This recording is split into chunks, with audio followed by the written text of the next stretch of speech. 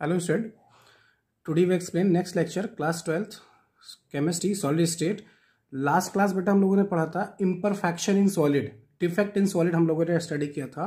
उसमें हमने पढ़ा था एक पॉइंट डिफेक्ट पढ़ा था, एक इलेक्ट्रॉनिक था, ठीक, एटॉमिक डिफेक्ट जिसे बोलते हैं। तो पॉइंट डिफेक्ट में आपको तीन कैटेगरी मिली थी, एक स्टाइकियोमेट्रिक जिसमें आपने पढ़ा था शॉर्टकी एंड फ्रैंकल डिफेक्ट, ठीक। इसके एग्जांपल्स भी हमने स्टडी किए थे कि इसमें प्रॉपर्टीज कौन कौन सी चेंज होती है, कौन सी प्रॉपर्टीज नहीं चेंज होती है, सारी चीजें डिस्कस की थी। क्लियर। आज हमारा जो नेक्स्ट है आपको स्क्रीन पे दिख रहा होगा नॉन स्टाइकियोमेट्रिक डिफेक्ट, और उसमें पहला है मेटल एक्सेस डिफेक्ट। ध्यान रखिएगा न्यूमेरिकल पॉइंट ऑफ व्यू से एक पॉइंट इंपॉर्टेंट है, जब मेटल डिफिशियंसी पढ़ेंगे। अभी हमारे पास एक्सेस है कि मेटल की एक्सेस हो जाए, मतलब मेटल ज्यादा हो जाए, कैटायन ज्यादा हो जाए, ठीक। तो चलिए स्टार्ट करते हैं। देखिए मैंने ऑलरेडी इसका नोट्स यहाँ पे लिख रखा है, बट पहले आप एक्सप्लेनेशन समझ लीजिए। मेटल एक्सेस डिफेक्ट फर्स्ट है आपका ड्यू टू एनायनिक वैकेंसी।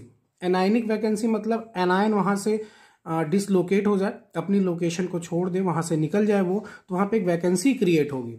और आपको पता है, जैसे एग्जांपल यहाँ पे एक देखिए समझिए, मान लीजिए यहाँ पे एक Na+ है, ये एक Cl- है, ये एक Na+ है, और ये एक Cl- है। क्लियर बेटा। यहाँ पे एक Cl- है, यहाँ एक Na+ है, यहाँ पर एक Cl- है, और यहाँ एक Na+ है। आई होप आपको क्लियर दिख रहा होगा। अब मैं फिर यहाँ से Na+ लिख रहा हूँ, एक गैप में छोड़ के रख रहा हूँ Cl- का, और यहाँ पे Na+ है, फिर यहाँ पे Cl- है बेटा, यहाँ पर Cl- है, यहाँ पर Na+ है, देन यहाँ पे Cl- again, and last Na+। अगर मैं मान के चलूँ यहाँ पे, अभी आप लेटेस्ट मान के चलिए, यहाँ पे Cl- है। क्लियर। तो आप देखिए इस वाली रो में 2 सोडियम आयन है और 2 क्लोरीन आयन है, टोटल मिला के रो कितनी है 4। तो 4 में, 1 में 2 है, तो 4 में कितने हो जाएंगे, 8 Na+ आयन है। क्लियर। और 8 क्या है बेटा, क्लोरीन आयन है। जब इसमें कोई डिफेक्ट नहीं हुआ था तब हमने क्या किया, इस पॉइंट ऑफ व्यू यहां से क्या किया, सोडियम की वेपर पास की, सोडियम की वेपर। और आपको पता है जब ये वेपर पास होगी तो यहां से जब वेपर निकलेगी, ठीक, जैसे ही वेपर निकलेगी तो ये क्या करेगी, क्लोरीन अपोजिट चार्ज वाले को अपनी तरफ अट्रैक्ट करेगी। अच्छा, जब अट्रैक्ट करेगी तो इनमें से कोई भी एटम इस क्रिस्टल को छोड़ के उसकी तरफ अट्रैक्ट होगा। ये सोडियम जैसे ही पहुंचेगा यहाँ पे, मान लो इसने क्या किया, इस वाले सर्कल से उसने क्या किया, क्लोरीन एटम को उसने अपनी तरफ अट्रैक्ट कर लिया इस वाले से। तो क्लोरीन जैसे ही जाएगा तो क्लोरीन, देखिए मेरी बात ध्यान समझिएगा, क्लोरीन पे माइनस चार्ज था, मतलब सोडियम ने अपना इलेक्ट्रॉन दे रखा था, तभी इस पे माइनस और सोडियम पे प्लस है। जब क्लोरीन यहां से जाएगा तो वो सोडियम अपना इलेक्ट्रॉन कैरी करना चाहेगा, क्योंकि जिसके पास जा रहे हैं वहां से तो इलेक्ट्रॉन मिलेगा ही। तो जैसे ही क्लोरीन यहां से जाएगा, बेटा, अब देखिए नंबर ऑफ सोडियम आयन कितने होंगे, 8 sodium ion, but chlorine ion कितने हो जाएंगे बेटा, 7। तो बताइए मेटल की एक्सेस हुई कि नहीं हुई। मेटल यहां पहले के कंपैरिजन में क्या हो गया, ज्यादा हो गया, ठीक। एनायन क्या हो गए, कम। लेकिन जब क्लोरीन यहां से गया ना, तो वो इलेक्ट्रॉन जो था, वो इलेक्ट्रॉन यहीं पे आके इस वैकेंसी को, जो आपने लिखा ना एनायनिक वैकेंसी, इसी को ऑक्यूपाई कर लेगा। क्लियर। अभी यहां सिस्टम, क्रिस्टल सिस्टम क्या था, न्यूट्रल था। मेरी बात ध्यान समझिएगा, 8 पॉजिटिव 8 नेगेटिव चार्ज थे। लेकिन जब यहां से एनायन चला गया, एनायन यहां से अट्रैक्ट हो गया, सोडियम की तरफ अट्रैक्ट हुआ, तो इलेक्ट्रॉन यहां पे छोड़ के गया। तो ये जो 8 पॉजिटिव आपके पास है, 7 नेगेटिव, 7 क्लोरीन बचे हैं, 7 क्लोरीन आयन, ठीक, वो निगेटिव है, प्लस एक इलेक्ट्रॉन आया भी तो एनायन के पोजीशन पे, तो वो एक इलेक्ट्रॉन, मतलब सिस्टम अभी भी मिला के कैसा है बेटा, न्यूट्रल है। क्लियर ना बच्चों। तो यहाँ पे क्या है, मेटल की एक्सेस, मतलब मेटल पहले के कंपैरिजन में ज्यादा हो गया, क्योंकि यहाँ पे एनायनिक वैकेंसी क्रिएट हुई थी। तो इस डायग्राम को आपकी ऑलरेडी बुक पे बना हुआ है, आप चाहो तो यहाँ से भी ड्रॉ कर सकते हो इसको, ऐसे आप समझ सकते हैं इसको बहुत अच्छे से, ठीक। अब एक चीज यहाँ पे ये समझनी होगी, चलिए ठीक है सर, न्यूट्रलिटी तो मेंटेन हुई, क्या किसी प्रॉपर्टीज में चेंजेस आएंगे, बिल्कुल आएंगे बेटा। आपकी केमिस्ट्री में लास्ट चैप्टर एक होगा कोऑर्डिनेशन कंपाउंड, ठीक, वहां पे जो हम पढ़ेंगे CFC क्रिस्टल फील्ड थ्योरी, तो वहां पे हमें एक चीज मिलेगा कि जब कोई इलेक्ट्रॉन आउटर मोस्ट सेल में है वहां पे, तो वो क्या करता है, लोअर एनर्जी से हायर एनर्जी की तरफ मूव करता है, ठीक। तो एक पर्टिकुलर वेवलेंथ ऑफ लाइट को एब्जॉर्ब करता है। जैसे ये इलेक्ट्रॉन है, फ्री इलेक्ट्रॉन, ये क्या करेगा, लोअर से हायर एनर्जी की तरफ जाएगा, फिर हायर से जब लोअर की तरफ आएगा तो उसके करस्पॉन्डिंग कलर प्रोड्यूस करता है। ठीक। अब करस्पॉन्डिंग कलर प्रोड्यूस करता है तो बेहतर है वो कोऑर्डिनेशन में समझ में आएगा, कोऑर्डिनेशन कंपाउंड में। यहाँ पे आपको एग्जांपल के तौर पे मैं बता दूं, यहाँ पे अगर आपने NaCl का क्रिस्टल स्ट्रक्चर लिया है तो NaCl में जो excess of sodium plus ion होंगे, जैसे पहले अभी 8 थे, 8 की जगह कितने हो गए थे, 8 थे, 8 ही है, लेकिन क्लोरीन कम हो गया था तो ये एक्सेस हो गया था। तो एक्सेस ऑफ सोडियम आयन अगर हो गया तो कौन सा कलर प्रोड्यूस करेगा क्रिस्टल को, येलो कलर। क्लियर। आपसे एग्जांपल इन्हीं तीन में से कोई पूछा जाएगा, पोटेशियम आयन अगर KCl के स्ट्रक्चर में होगा तो कौन सा कलर देगा बेटा, वायलेट। और LiCl अगर Li एक्सेस में आ गया तो कौन सा कलर देगा, पिंक। तो कलर ध्यान रखिएगा किस वजह से होता है, वो इसी इलेक्ट्रॉन्स की वजह से होता है। और इस इलेक्ट्रॉन को जो स्पेस है इसे बोलते हैं एफ सेंटर, एफ सेंटर इसी को ऑक्युपाई करता है वो। क्लियर। अब जरा इसका एक्सप्लेनेशन देखिए बेटा, ध्यान से देखिएगा। लिखा हुआ है metal excess defect due to anionic vacancies. First point लिखा है the anion may be missing, मैंने आपको बताया था एनायन मिसिंग हुआ, क्लोरीन आयन वहां से गया था। Anion may be missing from its lattice site, अपनी पर्टिकुलर लैटिस साइट से वहां से मिसिंग हुआ, leaving an electron, but electron को छोड़कर, behind so that charge remain balance. भाई बैलेंस सिंपल सा सिस्टम कैसा हो गया, न्यूट्रल था ना, जितने पॉजिटिव चार्ज उतने ही नेगेटिव चार्ज है। क्लियर बेटा। The site containing electron is called F centre, जिस साइट को उसने ऑक्युपाई किया था इलेक्ट्रॉन ने, उस साइट को हम क्या बोलते हैं बेटा, एफ सेंटर। ध्यान रखिएगा ये आपसे पूछा जाता है। क्लियर। अब एफ मतलब क्या होता है वो भी मैं आपको बताता हूं अभी। नेक्स्ट पॉइंट है they impart to colour to the crystal, ये जो इलेक्ट्रॉन ऑक्युपाई किया इस एफ सेंटर में, ये क्या करता है, कलर प्रोवाइड करता है क्रिस्टल को। ठीक। अब एफ स्टैंड फॉर क्या होता है, एफ स्टैंड फॉर होता है फ्रैब एंजेंटर, फ्रैब एंजेंटर, लेकिन हो सकता है आपकी बुक में कहीं फ्रैब ही लिखा हो, FARB, तो कंफ्यूज मत होइएगा, दोनों सही है, शॉर्टकट है वो। इसका मीन्स क्या होता है, कलर प्रोड्यूस करना। ठीक। And last point, the defect is similar to Schottky defect.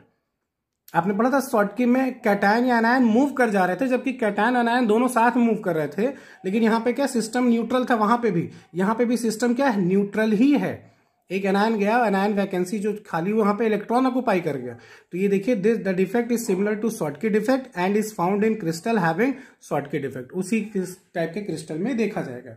और जो कलर प्रोड्यूस होगा बेटा, NaCl है तो excess of sodium ion yellow colour produce होगा वहां से, एक्सेस ऑफ पोटेशियम वायलेट होगा, excess of lithium pink colour produce होगा। क्लियर।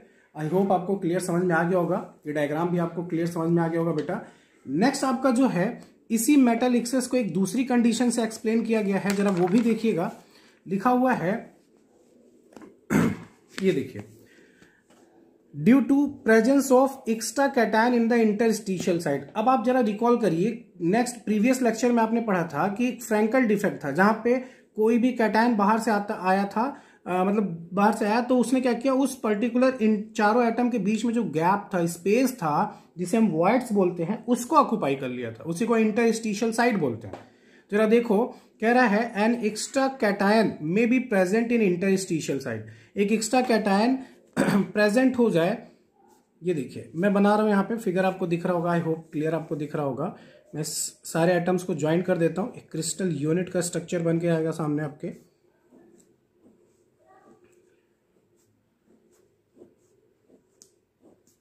ये बेटा, ठीक। अब यहां पे आपको ये समझना होगा कि यहाँ पे कैटायन और एनायन अल्टरनेट फॉर्म में है। ठीक। तो कैटायन और एनायन अल्टरनेट फॉर्म में है, तो यहां बना लिया जाए, A+ है, ठीक बेटा, B- है, A+ है, B- है, ठीक, B- A+ है, B- है, A+ है, फिर A+ है, B- है, A+ है, B- है। क्लियर। और यहाँ पे B- है, A+ है, B- है, A+ है। अभी जो आपको स्पेस दिख रहा है ना इन चारों के बीच में, ये देखिए, इसी बीच में क्या हुआ, एक पर्टिकुलर कहीं से कैटायन आके स्पेस को कवर कर लेता है। अब सोचो स्पेस को कवर करेगा, इस इनके वाइड्स में आके, जो वाइड्स का गैप था, जितना स्पेस था, उसी में कैटायन की साइज छोटी होती है, सिंपल सा आपको पता है, फ्रैंकल आपने पता, कैटायन की साइज छोटी होगी, एनायन की साइज बड़ी हुई, तभी वो इस वाइड्स में इंटरस्टिशियल साइट में ऑक्युपाई कर सकता है। ठीक। तो यहाँ पे वो आ गया। अब देखिए जरा क्या लिखा हुआ है, मेरी बात ध्यान समझिएगा। इस स्पेस को उसने कवर अप किया। पहला लिखा है extra cation may be present in interstitial site, एक एक्स्ट्रा कैटायन उस इंटरस्टिशियल साइट में आ जाता है, and electron present in another interstitial site. जो कैटायन आएगा देखिए इस पे भी चार्ज लगा हुआ है, तो जो एनायन इसका जो इलेक्ट्रॉन होगा वो बगल वाले किसी दूसरे इंटरस्टिशियल साइट में होगा। तो आपको पता है इसमें अगर हम मान के चलें कि 8A+ थे पहले और 8B- थे, लेकिन बाद में जब एक कैटायन आया तो 9 कैटायन हो गए ना बेटा, और 9 कैटायन हो गए, साथ ही साथ 8 एनायन तो है ही है ऑलरेडी, एक इलेक्ट्रॉन भी आ गया। तो आपको पता है चार्जेस सिमिलर हैं कि नहीं सिमिलर है, 9 पॉजिटिव 9 नेगेटिव अभी भी है, मतलब सिस्टम कैसा होगा, न्यूट्रल होगा। मेरी बात ध्यान समझिएगा, अभी भी वो न्यूट्रल होगा। देखिए लिखा हुआ है an extra cation may be present in interstitial site and an electron present in another interstitial site, दूसरे इंटरस्टिशियल साइट में इलेक्ट्रॉन प्रेजेंट है, so that electrical neutrality is maintain, electrical neutrality maintain रहेगी बेटा। क्लियर ना? This is similar to Frenkel defect. ये किसके similar होगा बेटा, फ्रैंकल डिफेक्ट के, जबकि इसके पहले वाला जो मेटल एक्सेस पढ़ा था वो किसके सिमिलर था, शॉटकी के। And is found in crystal having Frenkel defect, उस क्रिस्टल में मिलेगा जो फ्रैंकल डिफेक्ट शो करेगा। आई होप आपको क्लियर समझ में आ गया होगा मेटल एक्सेस डिफेक्ट किसे कहते हैं और कैसे कंडीशन शो करता है। नेक्स्ट आपका जो है बेटा मेटल डिफिशियंसी डिफेक्ट। ये क्या होता है, मेरी बात ध्यान समझिएगा, इस पे आपको न्यूमेरिकल मिलेगा, आपके एनसीईआरटी में न्यूमेरिकल है और इस पे न्यूमेरिकल आपको मिलेगा बेटा। तो चलिए इसको भी देखते हैं, मेटल डिफिशियंसी डिफेक्ट क्या होता है। लिखा हुआ this defect occur when metal shows variable valency. अब पहली बात मेरी बात ध्यान समझिएगा, वेरिएबल वैलेंसी आपने पढ़ा है, डी ब्लॉक के एलिमेंट जो होते हैं, D block elements shows variable valency, ठीक ना बेटा, वेरिएबल वैलेंसी। आप इस पॉइंट को मत लिखिएगा, यहां तक आप नोट्स में प्रिपेयर करेगा, उसके बाद जो न्यूमेरिकल मैं वो कराता हूं। तो डी ब्लॉक के एलिमेंट्स वेरिएबल वैलेंसी शो करते हैं। आपने नाम सुना है फेरस ऑक्साइड और आपने ये भी नाम सुना है फेरिक ऑक्साइड, FeO और Fe2O3। ध्यान रखिएगा इस केस में आयरन की जो वैलेंसी वो +2 है, लेकिन यहां पे जो आयरन की वैलेंसी है वो +3 है बेटा। ये तो आपको बेहतर पता होगा, आपने रिडॉक्स रिएक्शन पढ़ा है क्लास 11th में, ठीक। तो यहाँ पे क्या हुआ, एक क्रिस्टल यूनिट स्ट्रक्चर बना। मेरी बात ध्यान समझिएगा, अब यहाँ पे मेटल की डिफिशियंसी आनी चाहिए, कैसे आएगी जरा देखना, मेरी ध्यान समझना मेरी बात। क्या हुआ कि FeO का स्ट्रक्चर था, FeO का, ठीक। ऑक्सीजन के 6 मॉलिक्यूल 6 एटम है, ऑक्सीजन के 6 एटम है, तो आयरन के भी 6 एटम होने चाहिए। सिंपल सा, अगर FeO है तो FeO में Fe कौन सा वाला होगा, +2 वाला, ठीक। तो इसके भी +6 होने चाहिए, मतलब 6 एटम होने चाहिए। 6 इसके, एक ऑक्सीजन पे डबल माइनस होता है, 6 ऑक्सीजन पे 12 माइनस होंगे। मेरी बात ध्यान समझिएगा, एक आयरन पे 2 प्लस होता है, 6 आयरन पे 12 प्लस होंगे, तो सिस्टम न्यूट्रल होगा। लेकिन ऐसा नहीं, यहां पे जरा देखो, मेरी बात ध्यान समझना, यहां पे क्या हुआ, आयरन के 2 डिफरेंट बैलेंसी वाले थे, एक +2 शो कर रहा था और एक +3। तो कितने एटम थे, इनके कुल मिला के 3 थे और इनके कुल मिला के 2 थे। मेरी बात ध्यान समझना, एक ऑक्सीजन पे 2 माइनस, 6 ऑक्सीजन पे 12 माइनस। क्लियर ना बेटा, 12 माइनस। अब जरा देखो, एक आयरन पे +3 है तो 2 आयरन पे कितने होंगे बेटा, +6 होंगे। Very good. एक आयरन पे +2 है, 3 आयरन पे कितने होंगे, +6 होंगे। 2 3 जा 6, 3 2 जा 6, 2 3 जा 6। क्लियर ना। लेकिन आप देखो जरा, आयरन के कितने एटम हैं, आयरन के एटम कितने, 3 और 2 कितने हो गए, 5 आयरन एटम। जबकि ऑक्सीजन के कितने एटम दिख रहे हैं आपको, 6। तो इसी को बोलते हैं मेटल डिफिशियंसी डिफेक्ट, जबकि यहां पे ऐसा होना नहीं चाहिए था। मेटल एक्सेस में आपने पढ़ा कि कैटायन एक्स्ट्रा आ जा रहा था या फिर एनायन निकल जा रहा था। यहां पे क्या हुआ, ऐसा कंपाउंड है जिसमें जो मेटल है उस मेटल की वेरिएबल वैलेंसी वाले एलिमेंट्स हैं। तो ये आपके 3 एटम आयरन के जो +2 वैलेंसी शो कर रहा है, 2 एटम आयरन के जो +3 वैलेंसी शो कर रहा है। 3 और 2 कितने हो जाएंगे, 5। क्लियर ना बेटा। तो जरा इसको पढ़ के देखिए, एक मिनट में पढ़ रहा हूं, ध्यान समझिएगा।